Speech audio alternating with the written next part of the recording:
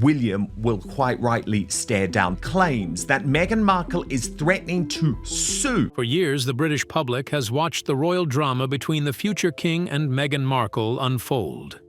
But now, that silence has been shattered. In a move no one saw coming, Prince William has stepped forward with an announcement that has sent shockwaves across the entire United Kingdom. So what exactly did William say, and why is the entire nation reacting with disbelief? Join us as we uncover Prince William's harsh announcement about Meghan Markle that has shocked the whole of Britain. Prince William's tough announcement about Meghan. In the very early hours of December 23, 2025, Buckingham Palace released a confirmation that immediately caught the attention of the nation and the wider world. Senior palace aides described it as a necessary and irreversible clarification of boundaries. This was not a routine press note or a carefully vague royal update. It was something far more decisive. The confirmation followed an unusually direct and strongly worded statement that had been personally authorized by Prince William.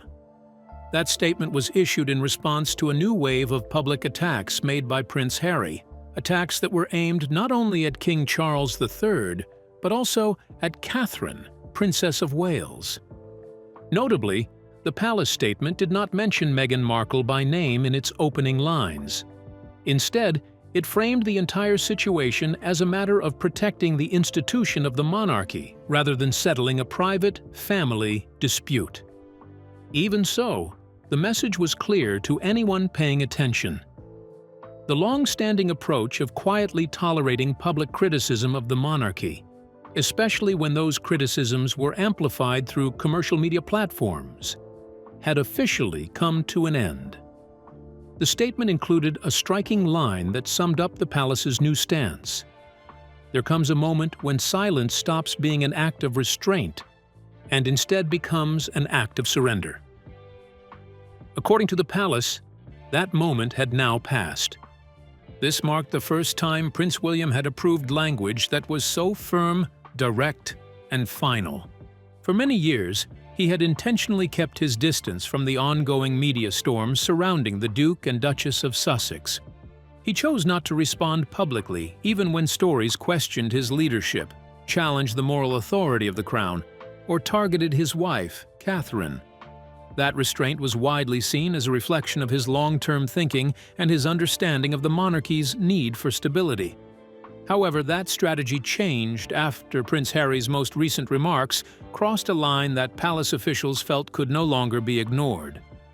In those comments, Harry accused King Charles III of emotional neglect, claimed that the institution had been cruel toward Meghan, and went even further by criticizing Catherine directly. He suggested that she had failed to speak out publicly during the 2021 controversy surrounding Meghan's integration into royal life. According to palace sources, this accusation was especially serious because it implied not just silence, but complicity. That implication, aides say, transformed the issue from a difference in perspective into a direct threat to Catherine's reputation. Palace officials emphasized that the decision to respond was not driven by anger or hurt feelings. They described it as procedural and carefully planned. While Harry's comments in December acted as the immediate trigger, insiders stressed that the response itself had been prepared long before. Since 2021, the palace has quietly monitored the cumulative impact of repeated Sussex media projects. These included television series, high-profile interviews, podcasts, and commentary linked to commercial ventures. Over time, these projects increasingly portrayed private family disagreements as evidence of deep, systemic moral failures within the monarchy. At first, the palace chose to tolerate these appearances. Advisors believed public interest would fade, and that maintaining silence would protect the institution's credibility in the long run. However, as time passed, the tone of the Sussex narrative changed. What began as personal reflections and emotional accounts of royal life gradually turned into broader claims of structural victimization. Accusations of racial bias emerged, along with increasingly serious personal allegations involving senior working royals who, by long-standing convention, could not publicly defend themselves. Harry's latest intervention marked a turning point. By publicly portraying Catherine as either complicit in Meghan's alleged mistreatment or deliberately calculating in her silence, he crossed a threshold. Palace aides say this moved the dispute out of the realm of storytelling and into the territory of reputational harm. At that point, William felt he had no choice but to act. William's response was carefully structured into three clear parts. First, it reaffirmed the palace's official position regarding events in 2021. It stated that concerns raised at the time were handled through established internal channels and that no senior royal acted with malice or prejudice. Without mentioning Meghan by name, the statement rejected the idea that public silence was equal to moral failure. Second, the statement addressed Harry directly, though again without naming him. It pointed out that private family disagreements had repeatedly been turned into public accusations, often amplified for commercial gain. One particularly striking phrase appeared only once but was clearly intentional: the instrumentalization of grievance.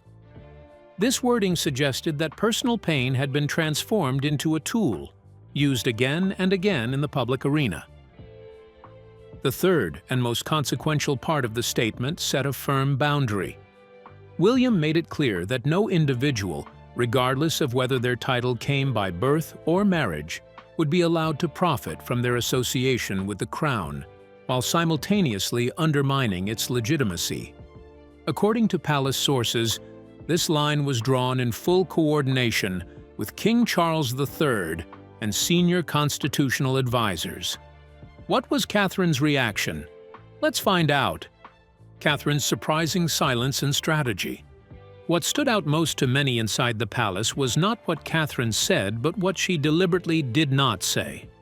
There was no public comment, no quiet briefing passed to friendly journalists, and no anonymous pushback issued behind the scenes. According to people close to her, this silence was not accidental. It was a conscious and carefully held position. Catherine's approach has remained unchanged since 2021. She believes that the monarchy should never defend itself through personal counter-stories or emotional public disputes. To her, refusing to respond is not an act of weakness or avoidance. It is a rule, almost a creed.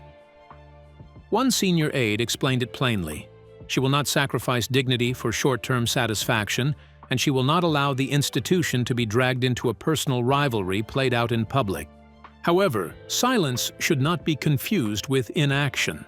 Palace records show that since the Sussex departure, Catherine has been deeply involved in internal reviews focused on staff welfare, media engagement rules, and the fragile line, separating private family life from public duty. Her influence works quietly, through structure and policy rather than performance or publicity. She shapes decisions behind closed doors, not headlines. While public statements continue to emphasize love and loyalty, palace officials privately describe a much more complicated reality shaping Harry's alignment with Meghan Markle. They see a relationship driven not only by shared beliefs, but also by commercial strategy. This distinction matters deeply because it explains why Prince William no longer views the situation as a family disagreement. In his eyes, it has become an institutional threat. When Harry and Meghan stepped back from royal duties in 2020, the palace assumed there would be a limited adjustment period. Instead, what followed was the creation of a growing media world built around proximity to the royal family. At first, the story presented their exit as an act of freedom. Later projects reframed it as survival. By 2021, the tone shifted again, becoming focused on grievance, emotional harm, exclusion, and moral injustice, delivered on a global scale. Internal palace assessments noticed a clear pattern. Content releases were timed to generate maximum attention. Allegations intensified whenever public interest began to fade. Personal memories were reshaped into broader accusations against the institution itself. Advisors concluded that the goal was no longer reconciliation, but continued relevance. This is where Harry's personal vulnerability became a form of leverage. His well-known sensitivity to childhood scrutiny, especially the relentless speculation about his appearance and the humiliating demand that he undergo DNA testing during his youth, was brought back into public discussion as proof of lifelong mistreatment. Meghan framed this as shared trauma, a bond created through mutual misunderstanding and exile. Inside the palace, the view was far less sympathetic. Senior aides argue that Harry's pain was genuine, but selectively presented. Missing from the narrative, they point out, was the sustained effort by King Charles III to shield, support, and include Harry well into adulthood. By recasting these experiences as institutional cruelty, the Sussex story turned deeply personal history into content that could be sold and consumed. For Prince William, this marked a serious moral breach. Unlike Meghan, Harry was not raised in the entertainment industry. He did not fully understand how it operates. Insiders say he underestimated the demands imposed by major platforms such as Netflix, where attention must constantly be renewed. Quiet reflection does not attract views. Conflict does. From 2021 onward, several Sussex-linked projects struggled or faced limits on profitability, yet their connection to the royal family kept public interest alive. Standing near the crown's shadow proved nearly as valuable as formal access itself. William's concern went beyond damage to reputation. It was about precedent. If repeated public attacks could be monetized without consequence, then continued silence from the monarchy would amount to quiet approval. Harry's public criticism of Catherine struck palace officials as especially revealing. In 2021, Catherine followed protocol by refusing to address private matters through the press. Harry later framed this restraint as a moral failing. Within the palace, it was seen as loyalty to the institution. Those close to William say this accusation was the final turning point. Catherine had endured years of comparison, suggestion, and narrative pressure without response. To portray her as cold or calculating while presenting Meghan as the sole victim felt, to William, like a profound distortion that could not go unanswered. But what made William make such an announcement? Let's take a closer look. The private decision that led to Prince William's announcement. In the days before the statement approved by Prince William was released, Buckingham Palace was not acting out of panic or chaos. There was no emergency response or emotional scrambling. Instead, the palace was calm and deliberate. Officials carefully reviewed the situation step by step.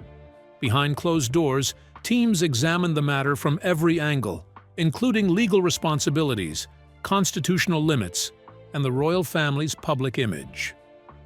Despite rumors, Prince William did not act alone or on impulse.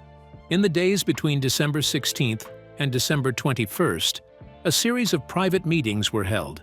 These meetings included senior constitutional advisors, top private secretaries from both Clarence House and Kensington Palace, and legal experts who specialize in protecting public reputation. The task given to them was very specific and carefully limited. They were asked to decide whether the recent public comments were just normal criticism or part of a longer, deliberate effort to weaken the monarchy in order to make money from it. Their conclusion was unanimous. The situation had gone too far. What began as personal complaints had turned into something more serious. By repeatedly presenting personal grievances as proof of deep, systemic injustice, and by directly naming senior working royals, especially Catherine, as morally responsible, the narrative crossed a clear line. Advisors warned that staying silent would no longer look dignified. Instead, it would appear as agreement or surrender.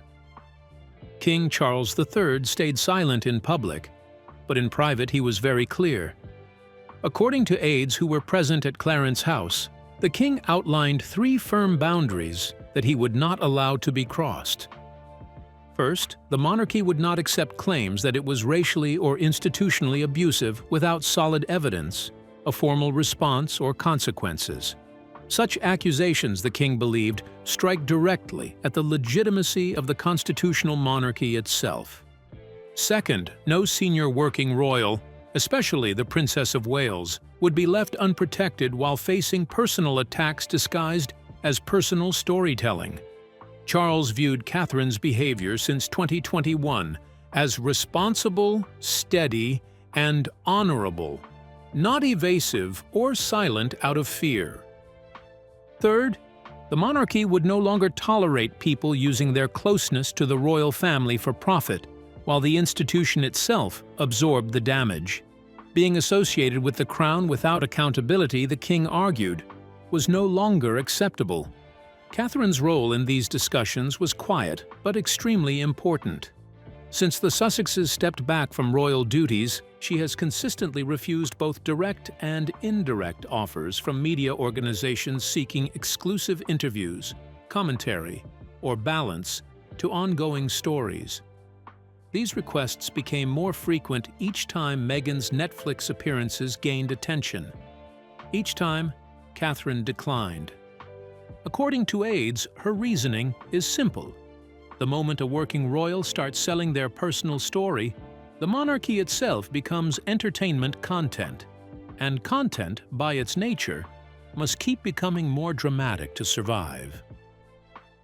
Catherine believes that this way of operating is completely incompatible with the monarchy.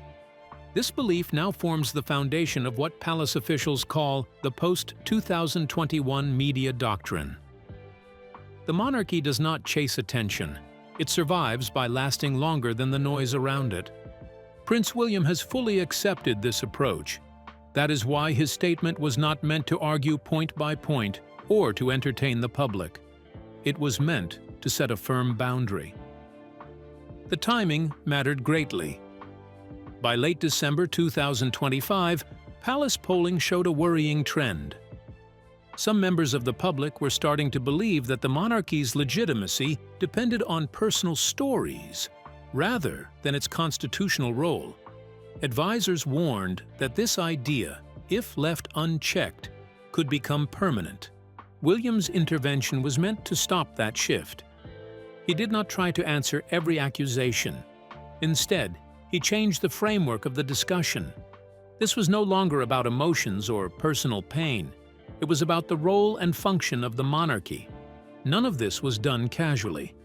William was fully aware of the personal cost. He knew that speaking out would deepen the divide between him and his brother, but he also knew that continued silence would weaken the authority he's expected to inherit one day. As one senior aide explained, William chose the crown even though it might mean losing Harry. That choice was not cruel. It was an act of duty. By the evening of December 23rd, everyone inside the palace was aligned. The plan was clear. The palace would speak once, speak firmly, and then step back. There would be no ongoing commentary and no escalation. How did the palace react? And what was Harry's response? Let's find out. Palace response and Harry's reaction. By mid-afternoon on December 23rd, Buckingham Palace had already moved mentally beyond the statement itself and into what it expected would come next. Officials were no longer focused on drafting words or managing internal reactions. Instead, they were watching for the inevitable response from across the Atlantic. They anticipated waves of reaction, attempts to reshape the story, and possible retaliation, most of it likely originating from California. None of this came as a surprise. Palace teams had assumed this phase would follow almost immediately. According to people close to Prince Harry, his response was not dramatic, or explosive. There was no angry outburst, no instant counterattack. Instead, his reaction was described as deeply conflicted. Outwardly, he said nothing at all.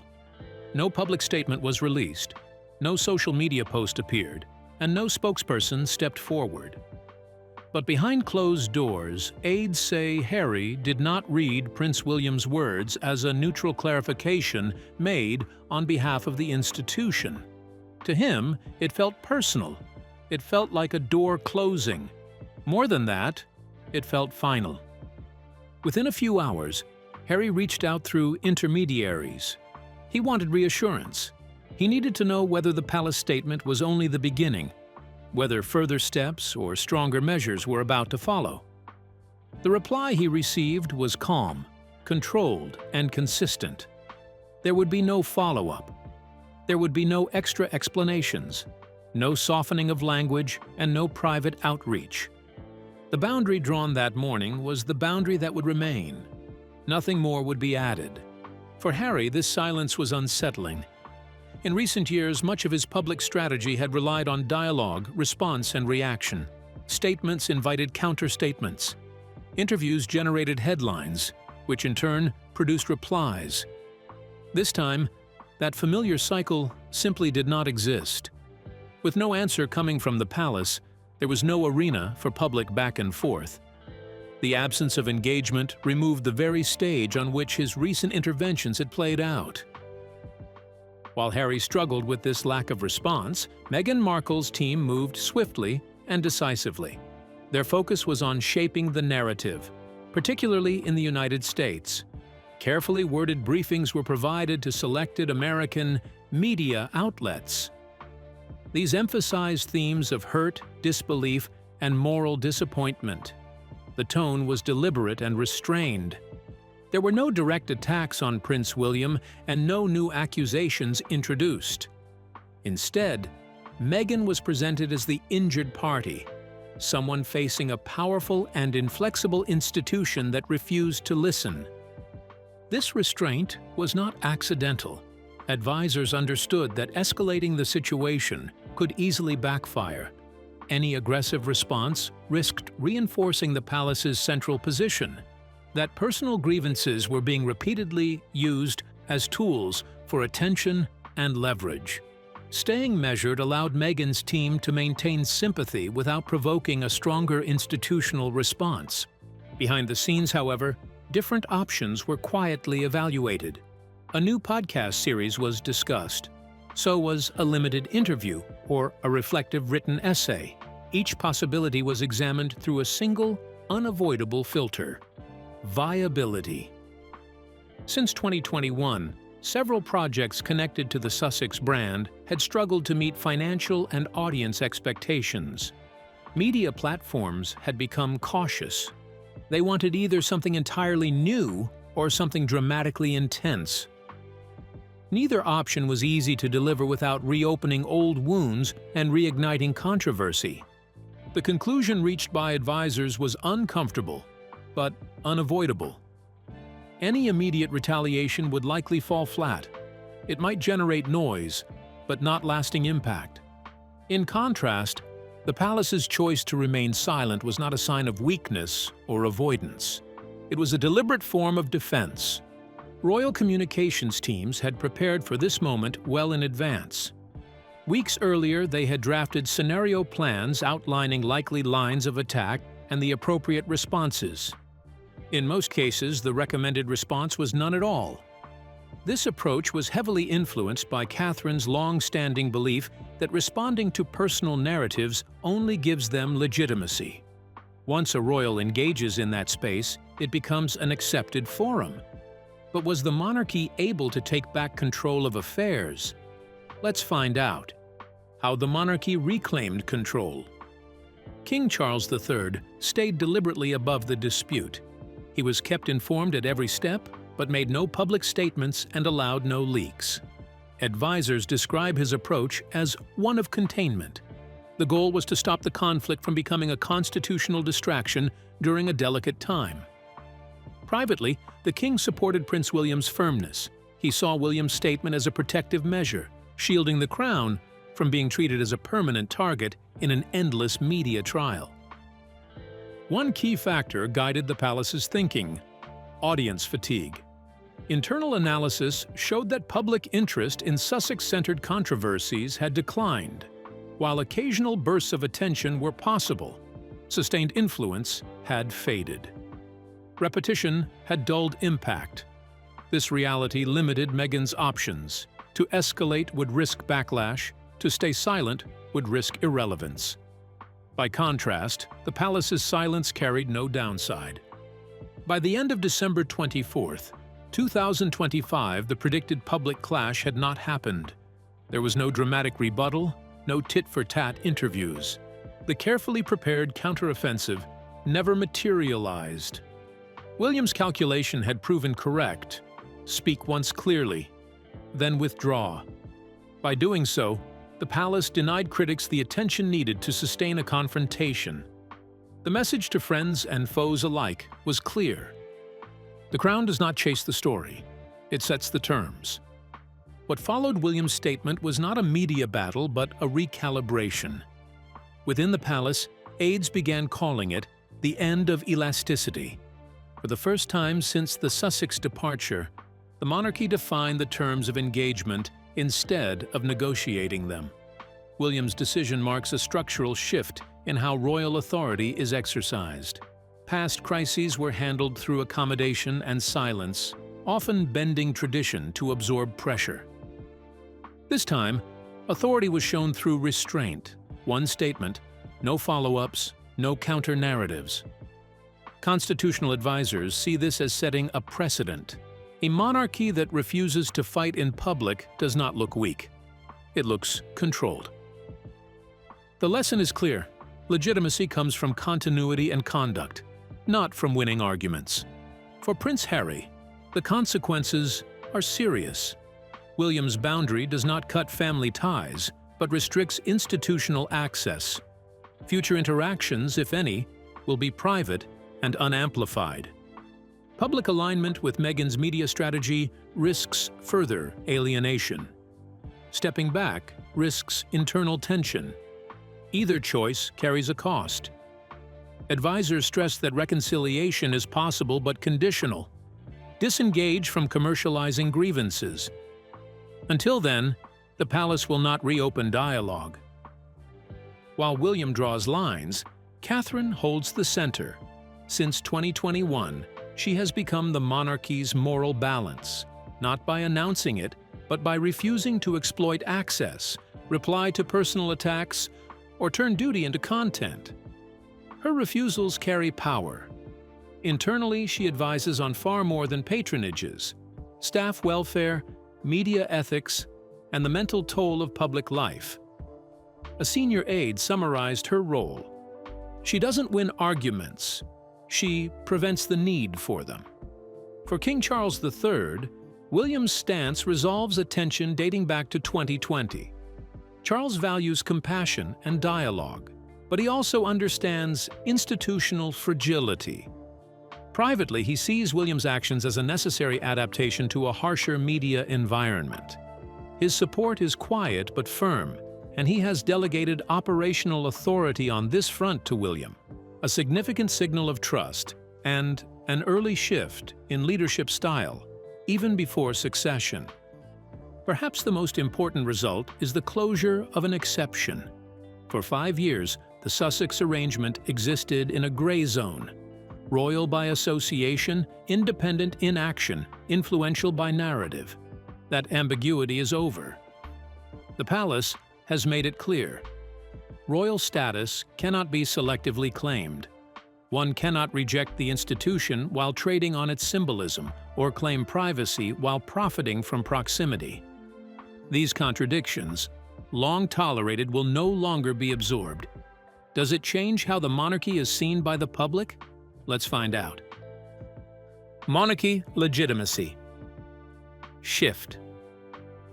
By the evening of December 23rd, the immediate uproar had died down. What lingered was not anger, but a careful reconsideration across Britain and increasingly around the world. The focus had shifted.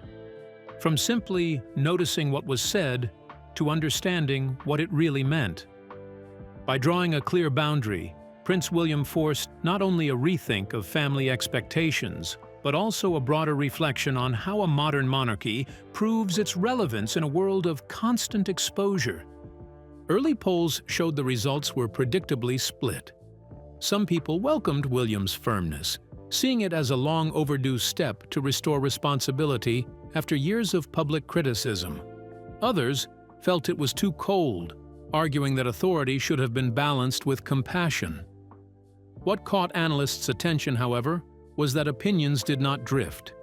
The public may have been divided, but views stabilized. The monarchy did not lose support. It reinforced it. And that reinforcement matters more than agreement. In politics and institutions, unpredictability is the real danger. William's decisive action created a fixed reference point. People could now take a position on a clear line, rather than chase a moving dispute. The effect internationally was even more pronounced. Observers in the Commonwealth and diplomatic circles saw the move less as a family argument and more as a signal of governance. The monarchy made it clear it would not monetize itself or perform for platforms or projects. Predictability, in turn, strengthens soft power. This is why the palace resisted calls to soften or humanize the message for global audiences. Humanization invites endless reinterpretation, while finality commands respect. For Prince Harry, the future is still uncertain, but more constrained. The palace has not shut the door on reconciliation. It has simply moved it. Any return to good terms will depend on private actions, not public statements. If Harry continues to participate in commercial narratives portraying the crown as the villain, the separation will deepen. If he steps away from that ecosystem, space for quiet repair exists. For the first time in years, the choice is structurally his. King Charles III emerges from this moment steady. By supporting William's authority while staying silent himself, the king achieved preserving the crown's dignity and affirming his heir's leadership. This careful restraint signals continuity, not retreat. Inside the palace, aides report a sense of alignment absent since 2020.